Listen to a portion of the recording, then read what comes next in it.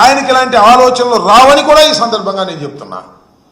ఇలాంటి ఆలోచనలు ఎవరికైనా వస్తే తాను సొంతం చేసుకుని దీనిలో ఎలా సొమ్ము చేసుకోవాలో ఆలోచన చేసేటటువంటి రాజకీయవేత్తే నారా చంద్రబాబు నాయుడు గారు తప్ప మరొకటి కాదు.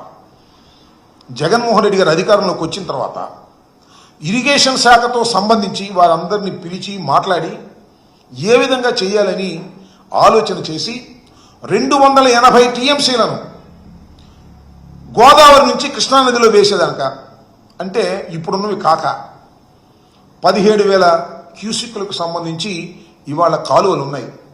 జగన్మోహన్ రెడ్డి గారు నాన్నగారు అయినటువంటి రాజశేఖర రెడ్డి గారి టైంలో ఆ కాలువలు 90% పూర్తి అయిపోయి ఇవాళ సరే ఎత్తిపోతల పథకం ద్వారా ఆ నీరు మనకు వస్తున్నటువంటి సందర్భాలు కూడా మనం చూస్తున్నాం. దీన్ని మరింతగా పెంచి సుమారుగా 40,000 పైచీలకు క్యూసిక్లను కృష్ణానదికి తీసుకురావాలని, అంటే ఈ వెడల్పు చేయటం కానీ లేదా ప్యారలల్గా ఇంకొక కెనాల్ని ఇది మొదటి దశ. ప్యారలల్గా ఇంకొక కెనాల్ని నిర్మించాలనేటువంటి ఆలోచన. ఎందుకంటే రాజశేఖర రెడ్డి గారు చాలా ఎక్కువ ల్యాండ్ని ఎక్వైర్ చేశారు.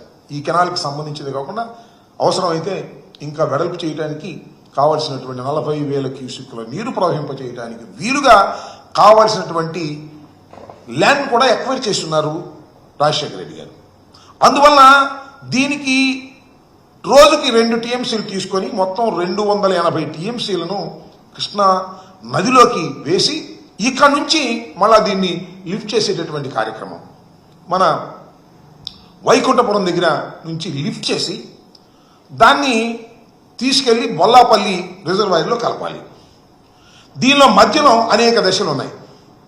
5 చోట్ల లిఫ్ట్ చేయాల్సి ఉంటుంది. ఎత్తు ఎక్కువ కాబట్టి సుమారుగా 166 మీటర్ల ఎత్తుకి దీన్ని తీసుకువెళ్ళాలి. వాటర్ని ఇక్కడి నుంచి లిఫ్ట్ చేయాలంటే ఎగువకు వెళ్ళాలి కాబట్టి అందువలన ఈ కృష్ణానదిలో వైకుంఠపురం దగ్గర లిఫ్ట్ పెట్టి దశల వారీగా 5 లిఫ్టులు పెట్టి తీసుకువెళ్ళి సత్తెనపల్లి నియోజకవర్గంలో ఉన్నటువంటి నర్సింగపాడు దగ్గర ఏదైతే టోటల్గా నాగార్జున సాగర్ కెనాల్ వస్తుందో 80వ మీటర్ దగ్గర 80వ కిలోమీటర్ దగ్గర దానిలో వేసి ఆ నీటిని అక్కడి నుంచి మళ్ళీ 90వ కిలోమీటర్ దాకా నడిపి ఈ నడపడానికి కావలసినటువంటి అదపు నీరు ఉంది కాబట్టి ఈ 80 నుంచి 91వ కిలోమీటర్ వరకు వెడల్పు చేసి పగడ్బందీగా అక్కడి నుంచి లిఫ్ట్ చేసి బొల్లాపల్లిలో ఒక రిజర్వాయర్ని క్రియేట్ చేసి 150 టీఎంసీలు అక్కడ నిల్వ చేసి ఒక రిజర్వాయర్ని క్రియేట్ చేయాలనేటువంటి ఉద్దేశంతో ఒక పెద్ద ఎత్తున 150